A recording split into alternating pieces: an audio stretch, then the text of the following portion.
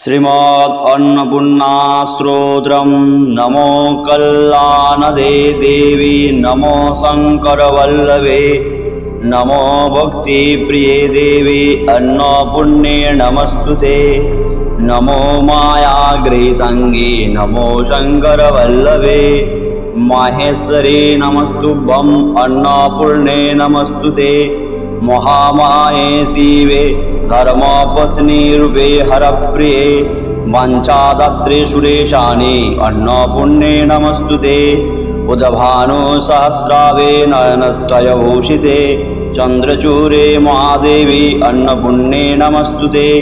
विचित्रवसने देवी, अन्नदानरकेतनगे, सैव नित्यं कृतामोदे, अन्नपूर्णे नमस्तुते। साधका अभीष्टदे देवी, भवदक्ष विनाशिनी, पूजावर्णते देवी, अन्नपूर्णे नमस्तुते। षट्कोण पद्ममध्वस्ते, सरंगजुगतिमये, ब्रह्माणादिस्वरूपे च, अन्नपूर्णे नमस्तुते। देवी चंद्रकलापीडे, सर्वसम्राजदायिनी, सर्वानंदकरे देवी, अन्नपूर्णे नमस्तुते। पूजाकाले पठेद्यस्त श्रोतमेतत् समाहितं, तस्य गेहे स्थिरा लक्ष्मी, जायते न अत्र संशयम्।